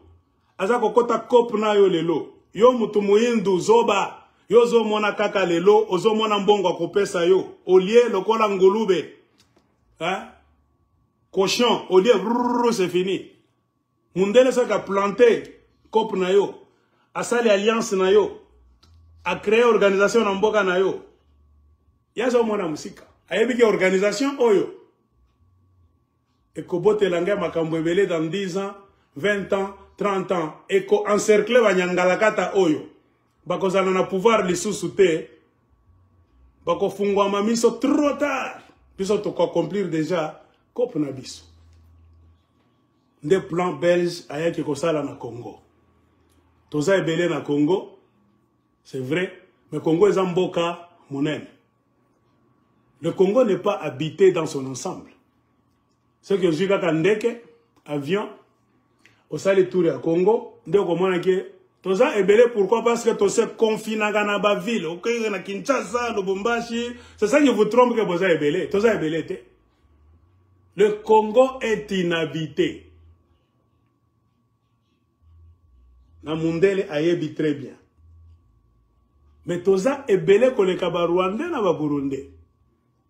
C'est-à-dire Mundela zalaki na raison te. Tango kota ki na Congo a créé ba entreprise na e, surtout ba entreprise minière. Tolo ba kota Katanga. Est-ce que Mundela a réussi à ko pesa ba to kota Katanga ba Congolais kota Katanga misala bango nyonso. Amona kike na pesi bango misala bango nyonso. Batu basili, mais misala etikali. C'est-à-dire, nazana batu ebele akosala musala kote Katanga te. Parce que tout le monde a un travail déjà. Maintenant, ba projet za ebele, ba société za ebele, ba mine za ebele, pour que na kende, na mboka musika, na luka ba travailler. Jamais, il n'y avait pas de raison. Mundela tika ki ba koko na biso kote ya Katanga pour ne parler que du Katanga. A sauta directement akendeki na Rwanda, akendeki na Burundi, pour quand même la biso ba Rwandais. Car c'était une colonie. Nana zale kozwa décision wana ba koko na biso te. Nous étions colonisés. C'est le blanc qui décidait lui-même. Il était le maître du Congo. Botanga ba livre à histoire, kokomona ki entre 1920, 1930, 40, Mundela zalaki kosala transfert à ba Rwandais. Na ba Burundais ebele, ba kota na Congo, kosala misala. Surtout na ba mine jekamine. Et Mundele belge azale ko contrôler Congo, na Rwanda, na Burundi en ce temps-là. Ba belge, bazwaki Congo, ba créa Congo. Pendant que le Congo a commencé à exister, le Rwanda n'existait pas encore, ni le Burundi. Ça nous montre clairement que l'idéologie en Elobaka que ba Rwanda ataso Kagame afunguli mbanga na elelo, azolobake na Congo, tozali na mabele ya ba Rwanda ya lokota. Comment est-ce que biso ba Congolais tokozala na mabele ya ba Rwanda na mboka na biso? Parce que pendant qu'on a créé le Congo a commencé à exister. Pendant que le premier jour, le Congo a commencé à exister, bah créer Rwanda n'a noté. Le Rwanda n'existait pas ni le Burundi. Nous, on existait, on était déjà un pays dans la frontière bien définie. Pendant ce temps, à l'est du Congo, il n'y avait rien. Il n'y avait que petit royaume na bango, tout petit chef. Ce sont les Allemands qui sont venus prendre ce qui est devenu le Rwanda et l'Ouganda par après. Ils ont créé le Rwanda et l'Ouganda. Nous, on n'était même pas avec eux. Nous, on était chez les Belges. Les Belges avaient réussi à mettre le Congo, à couper Est, Ouest, Nord, Sud pour fabriquer ce qu'on appelait le Congo. Les Allemands ont commencé à fabriquer ce qui était le Rwanda. Donc, c'est deux mondes différents. Mais les Allemands perdra Rwanda na Burundi. Comment? Na Tanzanie. Autres ont Tanzanie, les lots. Et ça, il y a les Allemands. Les Allemands perdra Rwanda, Burundi na Tanzanie. Comment? Après défaite de la Deuxième Guerre mondiale, 1945. Ce sont les Allemands, les Juifs. Holocauste. Mokili Mobimba, ils contre l'Allemagne. Défaite Allemagne, c'est-à-dire, l'Allemagne, ils ont bongo les sociétés. Hitler a Koufa, va punir l'Allemagne par pays ébélé à l'Europe, y compris l'Amérique de l'autre côté de l'océan. Parmi les punitions, il faut l'Allemagne à foutre à amende. Na kofuta ba amende na nde bazwa ki ba territoire colonie ya ba allemand ba botola ki Allemagne Rwanda Burundi na Tanzanie na morceau moko ya Togo zalaki na Cameroun so belandi bien morceau moko ya Cameroun Togo Tanzanie Rwanda Burundi zalaki ba colonie ya ba allemand. Mindela va se partager en go. De ba Belge va jouer responsabilité à Rwanda na Burundi. Ba Anglais va jouer Oyo Tozo Benga Tanzanie. Ba Français va jouer Togo. Zalaki ya Balma. Cameroun also Zalaki ya Balma. Ba Zalaki comme Cameroun naka. Ba jouer en go. Point barre. C'est ça l'histoire la vraie. Et maintenant, les Belges, les Bandaki, ils ont commencé à construire le Rwanda dans Bongo à Congo. Parce que Congo, c'est riche dans les mines, dans les nzete, fleuves, Nkitanyoso. Il y a Afrique, c'est dans Congo. Congo, c'est déjà organisé jusqu'à un certain point. Rwanda, c'est Zamba, na Burundi. C'est ainsi que vous allez côté na papa, Koko na biso, bakende na Rwanda, na Burundi. Ce sont nos pères, nos grands-pères qui ont construit beaucoup d'histoires. Na o babenga Rwanda, babenga ki Rwanda plus tard, na Burundi. C'est ça la vraie histoire. Lac Kivu, ezalaki nakati ya Congo. Lac Kivu Mobimba, ezalaki nakati ya Congo. Ezalaki territoire à peuple Bashi. Belge nde aye, tango ezalaki ko créer à Zui Rwanda. Belge n'a modifié frontière. Yé moko Belge. Akati lac Kivu en deux. Akamati morceau ya est. Ya lac Kivu. Apesi ba Rwandais. Na ba peuple Bashi. Apesi bango choix. Ceux qui bolingi pour côté la côté à Congo. Ou bien ceux qui bolingi te pour côté la côté à Rwanda. Bashi mususu. Batika la côté à Rwanda. Moussous va dire, qui non, ils sont de côté à la côté à Congo. C'est comme ça. C'est pour cela que le leçon de Bashi, notre comportement à Bashi, est un peu compliqué. Parce qu'on a rwandosité mokoboye. Il faut avoir une histoire na bango. C'est comme ça. Il n'y avait rien. Maintenant, le Belge a commencé à transplanter, à transférer le peuple à Rwanda, na Burundi, comme Mabango na Congo. Quand il a commencé à contrôler et le Congo, et le Rwanda, et le Burundi. Botanga va livre l'histoire entre 1920, 1930, 1940. Rwanda et Kokota na Congo. Première vague. Deuxième vague. Période d'indépendance. Mundele, Tanga Zouaki, Rwanda na Urundi, akutaki conflit entre Batusi na Bautu exista. Avant Beljazoa, petit mboka wana mibale. Mais le Belge a décidé de travailler avec les Tutsis, minorité. Belge a supporté les Tutsis et au Rwanda et au Burundi. Quand on a Belge a créé armée, police, administration, a privilégié les Tutsis, les nilotiques. Ba côté belé dans la police. Ba côté belé na armée, ba kende na Belgique pour na bossa la bureaucratie. Ba ekola misala ya bureau administration biloko nyonso. belge ati injustice wana au Rwanda et au Burundi. Ba bantu nde majorité à Rwanda, ba bantu beza bautu, bantu muutu nde bande kona biso ba bantu. Belge tia ki injustice na place, bazala ba domestique, ba gardien, misala ya maboko, donc misala ya bilanga, ainsi de suite. A créer inimitié, a amplifier yango entre ba Tutsi, minorité, na bautu, bantu, majorité. C'est comme ça que Mundela contrôle la Bamboka. Ce que vous voyez quitter. Maintenant, à partir d'exemple, Oyo, Botala, Pembeni Nabino. La démocratie, c'est la loi de la majorité. Attention que vous voyez dans l'élection. La volonté de la majorité de Oyo est qu'on gagne. De Oyo, toko choisir.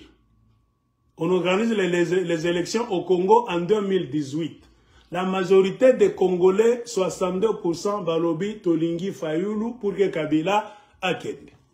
Parce que bamona ki en Fayulu moto oyo a changé destiné na bango. Mundela sala ginini a jeté volonté à majorité. A kamati volonté à minorité a oyo ba échoua. Parmi lesquels Sadari 15%, Tshisekedi Félix 15%. Azoui minorité ati ango na pouvoir. De la même manière, na Rwanda, ba Tutsi bazako gérer 90% à Baout. Na Burundi, de même.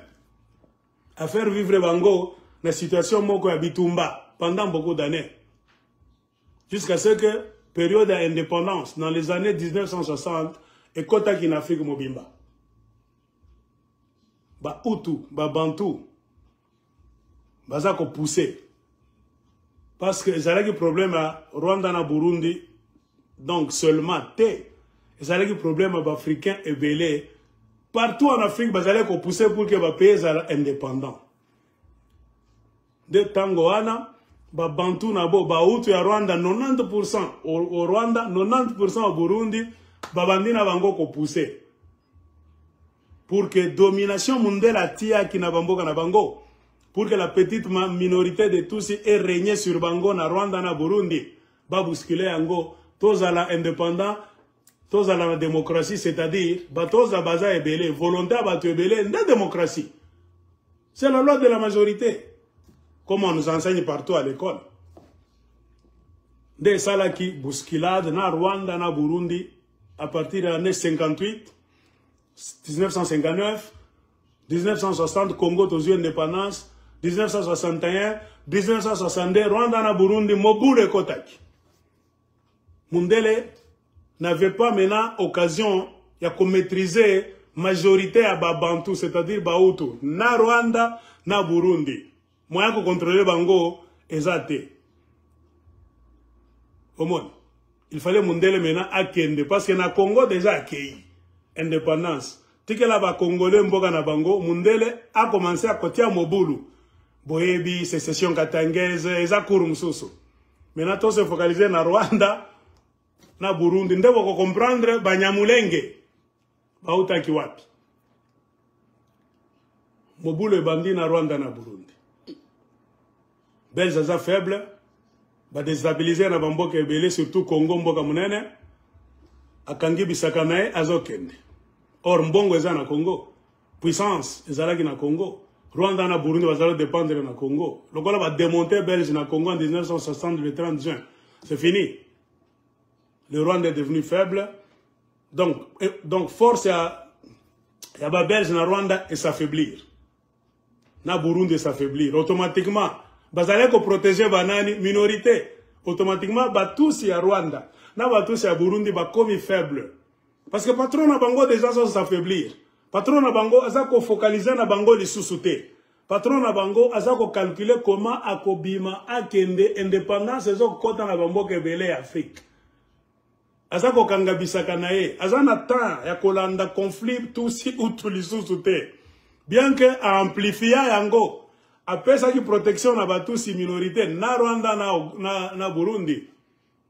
Bahutu bamoni ke Batutsi minorité na bamoni ke makambo eza minene babandaki kokima na 1958 babandi kokima 1959 kokima Batutsi minorité babandi kokima bamoni déjà indépendance bautu bakozwa pouvoir tokopaka tambango na bakobanda kopinir biso parce que tosalaki makambo mabe contre les Hutus avec la bénédiction des Belges. Lelo Belge sponsor na biso azokende na Congo boyoki 30 juin AKI mama batusi nde babande kokima 1960 kokima 61 kokima 1962 kokima parmi bato bazalaki kokima nde famille ya moto moko kuna na Rwanda Kagame famille ya Paul Kagame ekima kina Kagame azalaki mwana mke parce que famille ya Kagame ezalaki famille ya baroi moko boye communauté na bango ya batusi nde bazalaki konyokola bahutu na Rwanda omoni nde osalaki ke famille ekimi bakimaki na Kagame azalaki mwana mke quelques années bakimaki basali batu rebelle bakotaki na Congo d'abord. À un moment donné de l'histoire, famille à Kagame bazalaki ba réfugiés na Congo. Après, se déplaçant, ils ont fini leur course en Ouganda. Deuxième vague. Vous comprenez pourquoi les Tutsis, pour se protéger, babande kokima, période des indépendances, Rwanda, na Burundi, Kokota, Kokende, ba pays belé parmi lesquels Congo zalaki preneur. Congo zalaki preneur. Bakoti na Congo, le Kola va réfugié. Deuxième vague. Troisième vague. Mobutu Abomi Lumumba. Belge va récupérer Congo les sous. La peur des Belges, c'était de ne jamais laisser le Congo dans les mains des Congolais. Or, la liberté des Congolais, l'indépendance, le bonheur, le futur, étaient représentés par Mutumoko, Patrice Emery Lumumba, Master Moko Kitoko, a maele ayebi vérité azo mwana musika soki atikali toko coloniser ba congolais te il faut to bomae mais toko bomae te directement toko bomae na complicité ya ba congolais mususu c'est ainsi ba belge va utiliser Katanga comme tremplin na bango au moins va utiliser Katanga comme terre ya mercenariat na bango ebele bakima bakei mikili groupe mususu et se retira na Katanga. Bangonde va inciter bakoko na batata na biso bakatange na problème na bango programme ya lukuta ya indépendance ezali ko exister te. Problème indépendance à Katanga est fabriqué de toutes pièces par la Belgique. Marché des dupes. Anasema Mswahili soka wajinga business ya bazoba. Bangonde ba incita ba papa na biso. Car ba papa na biso ce que botali bien avant même 1960, il ne se battait jamais pour l'indépendance du Katanga. Bosala attention que ça zoba. Les Katangais se battaient pour l'indépendance avant 1960. Okokuta ngona ba livreté. Parce que personne ne dirigeait le Congo. Biso nyonso batumi indu na Congo. Tozalaki na makolo ya ba Belge. C'est-à-dire, ce que je veux makambo mabe, nanda za ko sala makambo mabe, eza Katange, eza Kasayen, eza Mukongo, eza Mungana, non, eza Mundele nde muto mabe, eza ko nyokola biso nyonso. C'est-à-dire, ba Congolais nyonso bazalaki na problème na bango moko. Ko se libérer na maboko ya Mundele akende, muto mabe eza yo Mundele, tolingi lipanda. Personne ne se battait contre son frère. Vous comprenez? Tanga ba livre nyonso. Babels nde ba créa donc désordre à Katanga. Manipulation et indépendance à Katanga, et fabrication à Belgique, point barre. Pour créer le désordre dans l'indépendance du Congo du 30 juin, ba créa indépendance bis. Congo est joué indépendance le 30 juin, automatiquement le 11 juillet, 2 semaines après, Katanga est joué indépendance depuis quand? Bakatangé, vous allez que la indépendance depuis quand? Tant on a ba livre, au comment on a trace mon côté. Et ça, création en Belge. Après Léopoldville, va se retirer en Elisabethville. Va choisir Katanga parce que ça a ba minéré et belé ça trop riche. Va que soit Katanga comme, va jouer Katanga en otage. pour que nkita ya Katanga, ba richesse ya Katanga e banda ko kende na Leopoldville lisusu te. So que kien na Leopoldville lisusu te, gouvernement Leopoldville est la faible. Politiquement, économiquement, ekokweya. Toko sala makambo to lingi to sala to détruire l'indépendance à ba Congolais à 30 juin pour que to zonge la bango. To tia mutu na biso. Lumumba za mutu ba Congolais. Voté par les Congolais. Et ça danger pour na biso mindele. Il fallait maintenant travailler contre Lumumba. Ils ont manipulé un groupe de Katangais pour que ça la complot. Ils étaient au Katanga, ba plan na bangona ba mercenaires. Comprenez pourquoi il fallait arrêter Lumumba pour qu'il va mener Angona Katanga parce que les Belges étaient là en train de l'attendre. Problème indépendance à Katanga eza à Lukuta. Ba signa yango endroit mon côté. Je lance na lancaka défi o na ba Katanga indépendantiste nyonso bo pesa biso ba document. Il y a promesse. Attention, indépendance de Zala Kita Katanga. Bon, pesa biso la promesse que c'était écrit ici. Chombe a signé, Mundele Moko a signé, ONU a signé que tu promettre de pesa l'indépendance. Ba document Zala Kate. Munda a zoba te. Ba papa na biso Zala ki ba zoba. Mundela manipula bango kaka na maloba suka li monoko. Bo aider biso to faire tomber. Katanga est trop riche. Batonyo so bayo ke la cabine jalousie. Nani, est-ce que il faut tout mituna. Il y avait quel mal entre le peuple congolais? Rien. Aucun Congolais n'était contre notre Congolais. Parce qu'aucun Congolais n'avait le pouvoir. Tozala qui n'a pouvoir te bisonyo so ba Congolais. Mutumo ndezala qui n'a pouvoir avant l'indépendance. Mundele. Donc, explication en Koloba que le peuple était les alaki konyoko, le peuple était les alukuta. Attention qui, le problème existait quelque part. Peuple wana zalaki konyoko, le peuple mususu avant l'indépendance. C'est-à-dire, belge n'a zalaki kopesa ya makanisa mabe pour qu'a diviser biso. Donc, le fautif dans tout ça avant le 30 juin, zalaki nde mondele. Point barre. Alors, comprenez pourquoi idéologie à Kolobago, indépendance à Katanga, ce n'était pas justifié. Non. Ils allaient le Lukuta. Belge a utilisé Katanga comme proie naïe. A Kamati Katanga en otage. Parce que sa province est là-bas, minerai et belé. Des minéraux, ils sont bien organisés en forme de mines, de carrières, administration, tout ça. Traçable. Tokomona Ango. Donc, par rapport à Bruxelles, Congo est à vivre dans sa forme actuelle. Nabafon et belé à Katanga. Donc, Congo est à Katanga, économiquement parlant. Or, si tu veux faire tomber le Congo, il faut kidnapper Katanga. Tu veux kidnapper Angon Dengenini. Tu tiens le Kuta. Tu promettre Katanga. Oh, baza leader to yebi bango que to kopesa bien indépendance boko zala bien koleka ba congolais nyonso boko zala na mboka na bien eza trop riche boko évoluer très bien ba kondima tellement mutu muindo aza raisonna kate mutu muindo azalaka tellement égoïste et les Belges ont réussi leur mission. Ils ont rejeté toutes leurs fautes sur Lumumba. Lumumba bazala ko présenter mutu amabe Lumumba zostala tout ça hein. Bandima qui va katangia ba papa na biso na ba koko na biso qui n'était pas éveillé politiquement. Ngana posa la question, tous en 2025. Tous en les réseaux sociaux nyonso. Tala côté à Katanga.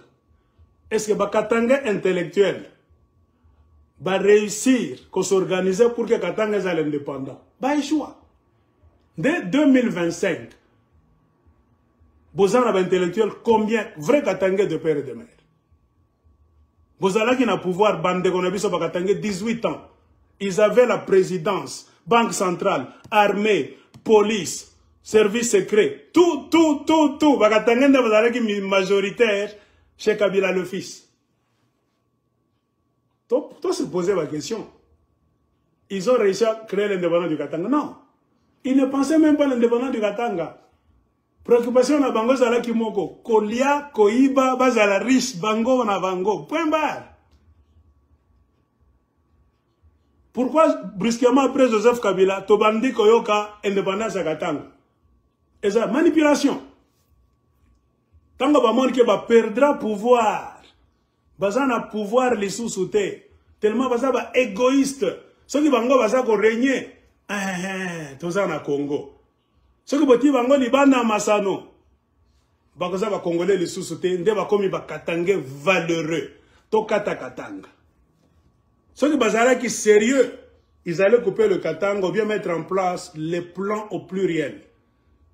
Il y a découpage à Katanga. Quand Dieu leur avait béni, je vous donne 18 ans, mettez en place le plan Bino, le plan Nabino, Nyonso, pour que Katanga Nabino soit indépendant. Tout na bango. Ils ont fait quoi? Rien. Pour le Katanga, mais tout pour eux-mêmes. Des séries à Joseph Kabila, ba Moïse Katumbi, ba John Numbi, ba Matata Pogno, ceux que Talibango, ba Kalev Mutondo, ba Ebele, ba Katangé. Tout na bango, 18 ans na Kabila, bo pesta bisata ba carnet na bino, vous allez ça la plan pour que Katanga soit indépendant, tout ça. Vous allez ba carnet, ba na plan mon côté, ba ça la kata réunion mon côté na Kinshasa, que Nzambe azoko bénir biso pour que tu accomplir rêve na biso, tu mettre en place structure pour que tu sois indépendant. C'est-à-dire que pouvoir na biso que quoi automatiquement drapeau à Congo na Katanga. Et à Congo, il faut descendre, il faut faire monter le drapeau à Katanga. Ah, Bazala Kata Kunate. Les mêmes Katanga sous Kabila, Moïse Katumbi, gouverneur à Katanga, tuer les Bakata Katanga. Est-ce qu'il y a un homme qui n'a pas le Kouta? Bato Mukungubila, Nana Bomaki Bango. Régime Bakatanga. Qui était gouverneur au Katanga? Moïse Katumbi. Ce n'est pas Moïse Katumbi, c'était Moïse Katumbi. Combien de fois Bato à Gédéon, Kyungu Mutanga, Babomi Bango par régime à Kabila rempli de Katanga, John Numbi était là militaire. John Numbi Mouloubakat était le général 4 étoiles de Kabila. Joseph, le général le plus titré, un Katanga, Mouloubakat. Gédéon Kyungu Mouloubakat. Adingia Katanga, mais John Numbi a combattre Gédéon Kyungu. Bazo Boma Bato Gédéon Kyungu. Autre Zalako Bimoab. C'est le général John Numbi. Point barre. Posons-nous des questions. Est-ce que toi, vous allez plan Katanga? Vous allez nous Kokata Katanga est une manipulation. Celui qui va perdre le pouvoir, tellement il va être égoïste que les Congolais Nyoso.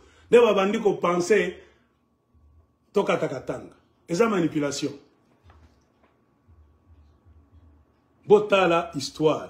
C'est ainsi que les Belges ont manipulé nos pères, qui ont bouleversé l'indépendance du Congo. Le Belge a créé des faux timbres à Katanga. Le Belge a mis en place l'avion Sabena, Air Katanga. Le Belge a créé des faux drapeaux du Katanga, rapidement. Nos papas n'étaient pas tellement intelligents pour faire toutes ces histoires. C'est pourquoi j'ai commencé à poser la question. Ce qu'indépendance est facile. En 2025, Bino va vrai intellectuel. Na ba réseaux sociaux nyonso. Vous avez informé plus que papa Nabiso à 1930, 40, 50 avant l'indépendance. Bino na lelo ba kaka bazoba. Bozolo l'indépendance à Katanga kaka na munoko. Boza ko se préparer te. Boza na préparation ta moko te.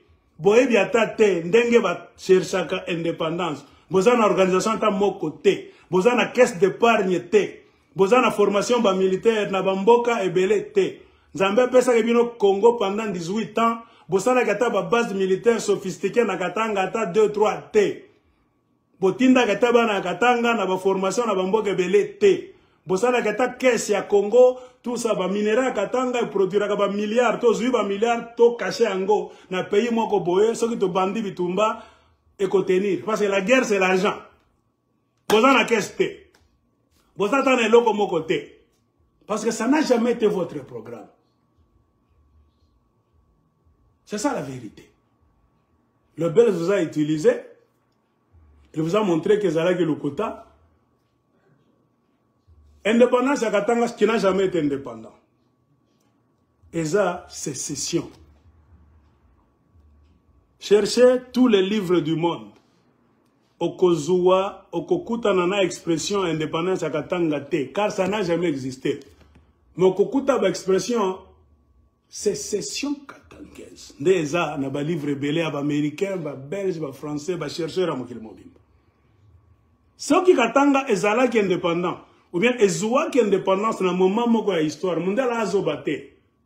Il allait écrire ça très bien, que le Katanga était indépendant de telle date à telle date. Ça n'a jamais été indépendant. C'était une manipulation des Belges. Katanga et Kota qui n'a processus d'indépendance.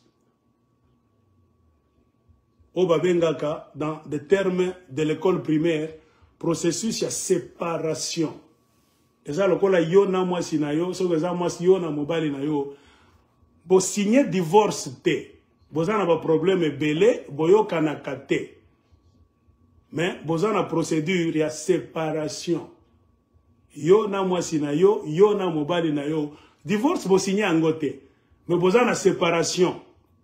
Pour que bo tala, ceux qui boko arranger vos problèmes na bino, ceux qui peut-être boko zongelana, ceux qui bandeko bako fandi sabino, famille na bino, mi bale, ba conseiller à l'église, tout ça, bako fandi sabino, ceux qui simbité. De séparation wana boko transformer ango na nini na divorce. Bon moni maintenant intellectuel. Divorce n'est pas séparation, séparation n'est pas divorce. Séparation est un processus, moko boye, peut-être quoi aboutir na divorce, tout comme quoi aboutir na divorce te tokozongeran. Alors, à partir du problème, il y a mobali na mwasi na mobali. Pour comprendre le Katanga et le reste du Congo. Ce qui s'était passé après l'indépendance, la manipulation des Belges, c'était un processus de divorce, de séparation. Qu'on appelle sécession. Le Katanga était en sécession, c'est en latin, sicere. Sicere, c'est ciseaux. Ciseaux, sicere. C'était comment est-ce qu'on appelle? Un processus de séparation. Le Katanga mettait en place une séparation, car il n'était pas préparé pour ça. Il voulait maintenant commencer à se préparer pendant les années, là où il travaille avec la mafia belge. Oui, avec l'espoir que tu vas réussir Yango. Qui les manipulait? Les mêmes Belges. Qui n'envoyaient pas des officiels du gouvernement belge, même français, américain, non. Comment on a fait cette aventure? Botanga livre à histoire. C'était une histoire de mercenaires. Ce que vous avez dit, au lieu d'officiel Amérique, na armée officielle Amérique. Ba officiel français na armée na bango, ba officiel belge na armée na bango. Soki ba koti na mboka na bino te. Eza officiel te. Baza kobata ma, bazo tinde la bino ba mercenaire. Mercenaire azalaka na mboka te. Pourquoi ba tinde la biso ba mercenaire? Pour justifier que tozala ki na Congo te. Est-ce que tozo bon maté? Des stratégies les mêmes Américains ont eu. Pour laver le Rwanda, va créer M23. M23 est un groupe mercenaire. Ils ont travaillé sous le coup de Rwanda, Ouganda et les Américains mafieux en majorité. C'est pour justifier que tous en Congo. C'est pourquoi Kagame Mikolonyon a interview à Congo. Mais va réussir à créer mercenariat. C'est pourquoi même pendant ces sessions en Katanga, Mindele va français na Congo te, va belge na Congo te, va américain na Congo te. Jamais. Ils ont envoyé les Bob Denard, les gens scram, va mercenaires. Beaucoup de mercenaires de beaucoup de pays d'Europe venaient là-bas. Che Guevara est venu me voir Chombe. Che Guevara, un mercenaire. Yamoko. Pourquoi ils ont envoyé trop de mercenaires du côté du Katanga? Parce que Ezalaki biloko moko illégal. Na bakarne aux États-Unis, indépendance à Katanga Zalaki te. Bakarne à France, na Paris, indépendance à Katanga Zalaki mentionné nulle part. Ba non qu'on a biso ba Belge, ça attention que qu'il na Belgique il est là au lobby fion, kende na ba musée politique à Belgique. Okokuta indépendance à Katanga, na ba livre à histoire à Belgique te. Attention que l'on dit ba film documentaire à ba Belge, ba goy bisayo te. que Katanga à un moment donné de l'histoire, il était indépendant. T. Bango nyonso bako bisayo sécession. Procédure wana ya séparation. Ce qui réussir Libaku d'être indépendant. Na indépendance ba sanctionner yango na ba réunion moko boye ba cérémonie moko boye. Ba président ba politicien mboka na lingezo indépendance ba kozala kuna, ONU ba kozala kuna, ba témoin ebelé. Ba kozala wana. Ba signature kozala ebelé na livre d'or ba ko signer. Point barre. Ceux qui va signer ba ko remettre ba livre wana. Va proclamer yango, c'est fini. Et puis ceux qui vont percevoir l'indépendance, va récupérer yango les sous-soutés, va jouer yango les sous-soutés. Donc voilà le côté tozo capable de soit des indépendantistes katangé manipulateurs. Oh, tous allez que l'indépendance, on est d'abord là yango non. On ne peut jamais t'arracher ce qui n'a jamais existé. On est pour arracher binoni non existaté. Alors en bref, les Kambouakatanga après la mort de Lumumba, non après l'indépendance du Congo. Soit-disant indépendance à Katanga, c'est manipulation à Belge. Pour que ba embryon indépendance à Katanga, en manipulant certains politiciens katangais, malheureusement, bazalaki ba ignorant. Maintenant, je vous donne un devoir. Bon mitala na miroir, bino ba jeune katangais d'aujourd'hui, na ba diplôme na bino na ba licence. Pourquoi boza ko réussir ko ça l'indépendance à Katanga te? Les lots au mois de mars 2025, Bilo Nyonso Bozo Zela, Corne Nanga, Aya na ba Rwandais na ba Ougandais pour qu'elle libérer Bino les sous. Maintenant, bon, c'est transféré na passé. Bokota en 1959, 1960, 61, vos parents, nos parents à tous, nos grands-pères, Baotaki na Bazamba. Bamsous Bazale Kolobata français te. Bamsous Baeba Kata Kokoma Bakomo na Bangote. Baeba Kata ce que États-Unis existe la Russie c'est quoi? La géopolitique c'est quoi? Baeba Kata le comme côté. Batouan il fallait pas créer indépendance à Katanga brusquement. Non, là le kota. Ça bien va Belge. Qui n'avait que pour objectif trois choses. On est kilo le ville, faut une vidéo. Moi je vous lance toujours les défis. C'est bien de dire de faire comme ça. C'est bien de m'insulter sur écran. Mais ce gars mobile, moi aussi, je vous fais une vidéo expliquée. L'état ma document à ONU. Pas le banandi c'est ma document yo Ichomber signé APA. Monsieur ONU a signé APA. Et puis APA va témoin. Ou ni témoin américain, témoin français, témoin belge, témoin. Adina quoi existe là. Comment mon 2025, mon mars. Woko paka na wazi ke Katanga rwa indépendance, oza zoba. Uko zoba. Na mokili a lelo baloba kanini mokili a internet. Ya ba réseaux sociaux. Ba secret za lisusu-te. Tu peux avoir accès à n'importe quel document soki olingi. Na mundele a conclure phrase na ye. Kotika la ignorant. Na tango a ba réseaux sociaux. Ya ba TikTok, ba Facebook, ba WhatsApp, ba YouTube, biloko nyoso toza na yango. Ce que ça kaka ignorant, et ça problème à tout mususu te, et ça problème na yo moko, c'est-à-dire yo nde oza fainéant, oza komi bercé, ou na rilanda. Indépendance à Katanga ni lukuta. Moi je vous le dis, ce n'est pas parce que je suis Katangais moi aussi. Niko Katangais tena wa kweneana. Mais je vous dis la vérité. Point bas. Si l'indépendance du Katanga avait existé, qu'est-ce que moi je vais perdre? Pour vous dire la vérité, c'est vrai, l'indépendance du Katanga a existé. Elle va exister. Le problème du Congo, j'ai commencé comme une vidéo nanga Lukuta. Oya Boma Congo, le leza Lukuta et existé. Est, ouest, nord, sud. Tozana philosophie à Lukuta. Lukuta zanini, qu'on faire croire que Makambo Fulani existait, mais existait. C'est ce qui fait que le Congo ne va nulle part. Parce que vos parents ont commencé la politique à Lukuta. Na bino banana bango, ba embrasser philosophie à batata na bino à Lukuta. Congolais est belé. Bazala kanamael était à étudier dossier très bien pour que la solution et que zo amandenge nini. na oloba vérité, na oloba lukuta. Peu de Congolais analysent les histoires.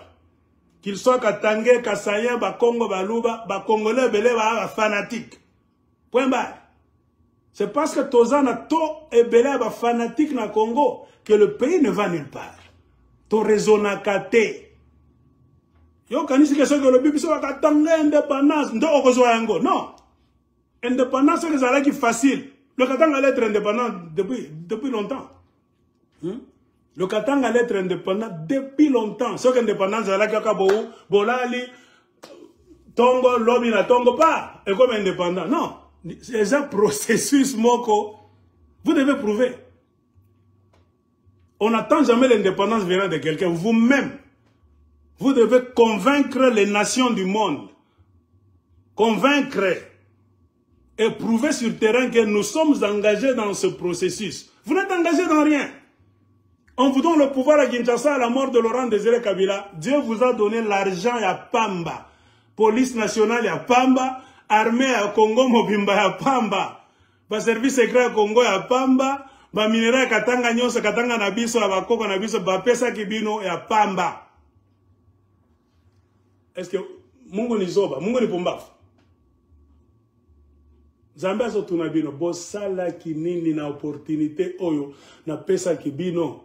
Ce que vous allez vraiment ba indépendant, il fallait profiter pendant les 18 ans pour que vous soyez indépendance. Tant que vous allez qui n'a pouvoir.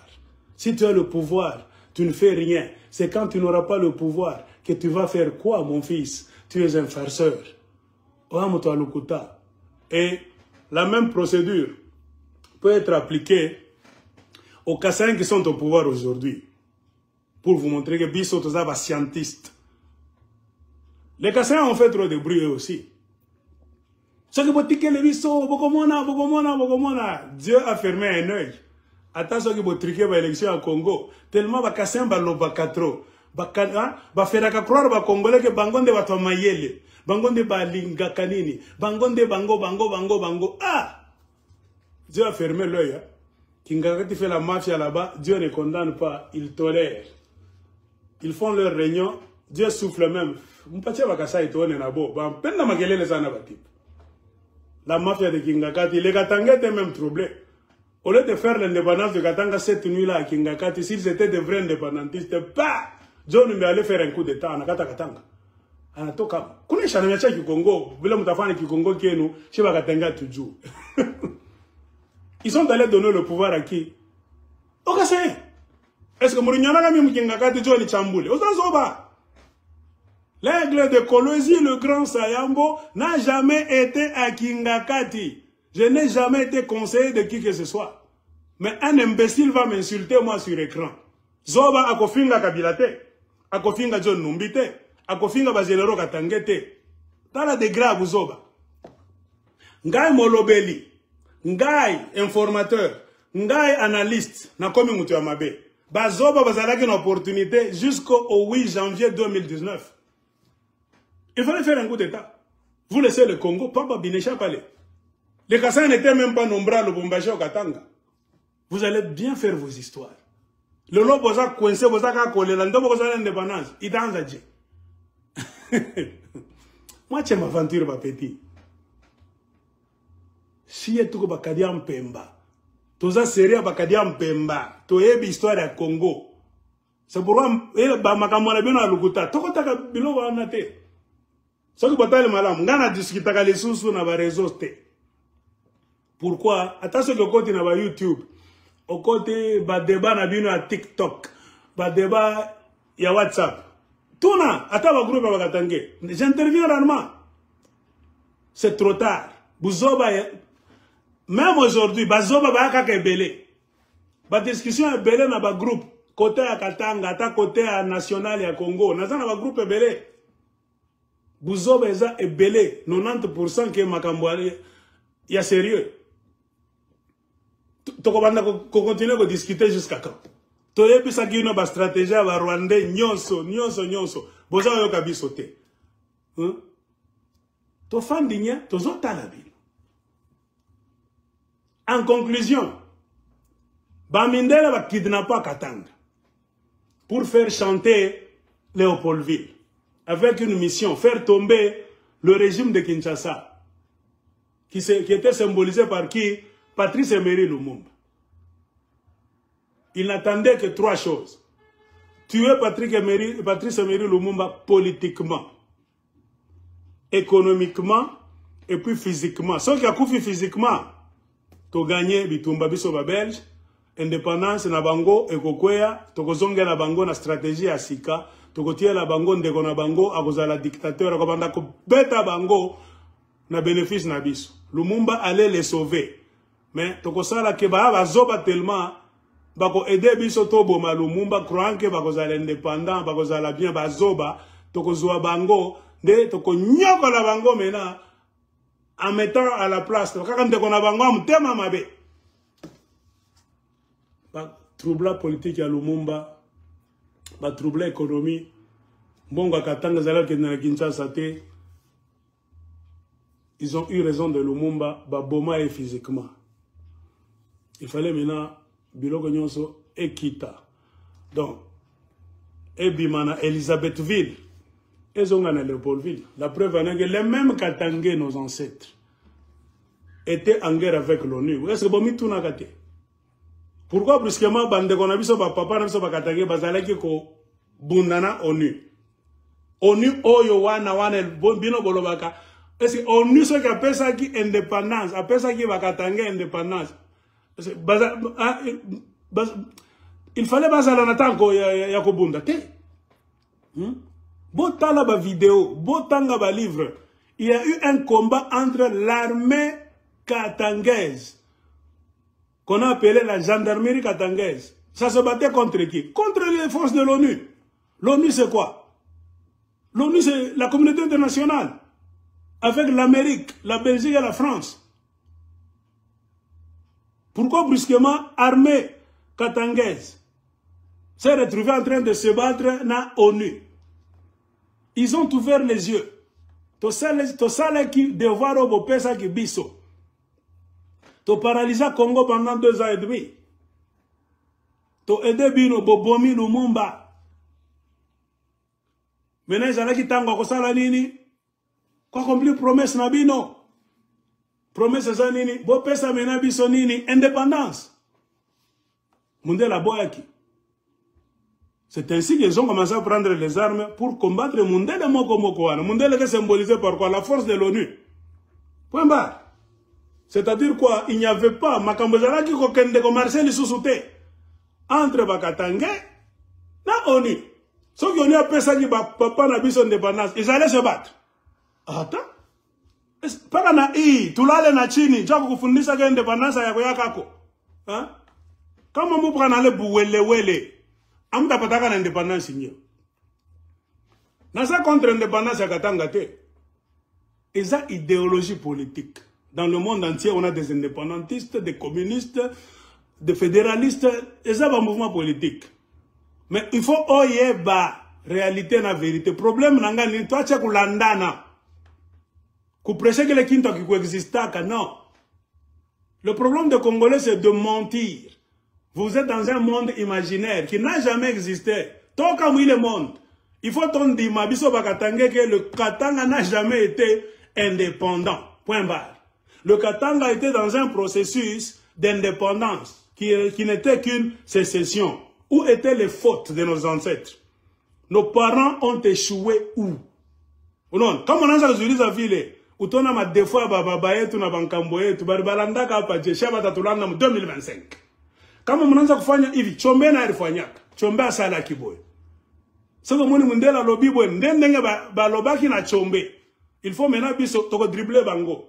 Soko ba bisi biso to sala boy, toko sala ngo te parce que chombe asala ki yango résultat zala ki catastrophique. Comment? Prenons l'échec ya ba papa na biso à Katanga ezala comme leçon pour nous qui voulons l'indépendance aujourd'hui. Voilà un vrai Katangais indépendantiste. Quand on a Katangais zobe, on a prêché face à ce que tu crois indépendant, tu nous tiens indépendance et tout. Ou bombaf. Katanga est quoi indépendant? Ni bongo. N'abale ba créer le bongo Katanga naebi bango parce que ça sujet nanga lelo te. To passé. Lumumba mort, Tout le monde, Bozonga à Léopoldville, battait les Bino Mobutu. Et tous les Katangais qui résistaient, tués, massacrés, chasse à l'homme, na fuite na exil. Ceux qui ont accepté, tous sont rentrés à Kinshasa. Et Mobutu nous a géré pendant 32 ans. C'est pendant le règne de Mobutu encore que Mindele Batia qui projet à Kokote sa Batousi na Congo. CPGL, la communauté économique des pays des Grands Lacs. Au Rwanda, Burundi, na Zaïre à Mobutu. Tout ça la communauté économique, c'est-à-dire Congolais, Rwandais, na Zaïrois. Congolais, Rwandais, na Burundais. Pour annuler le problème, il y a un passeport à la frontière. Congolais, qui kokota na Rwanda, ou bien na Burundi, na jeton. Congolais, c'est que ça na pose à Kokende Kotanga, na université à Rwanda, université à Burundi, à Kokende Kuna, à Kotanga, lokola Rwanda, ou bien Burundais. Bako fouti saeba Minerva, les belés. Non. Un Rwandais qui veut entrer au Congo, bien Burundais, peut venir étudier au Congo aussi facilement. C'est ainsi que tous les gens Rwandais, Burundais et belés. Na Congo. Parce que Kotanga au même titre que Bisoba Congolais. Parce que ceux qui sont étrangers au continent Congo, au Kofuta ba Minerval, ba frère académique, et belé. Au Kofuta le Congolais.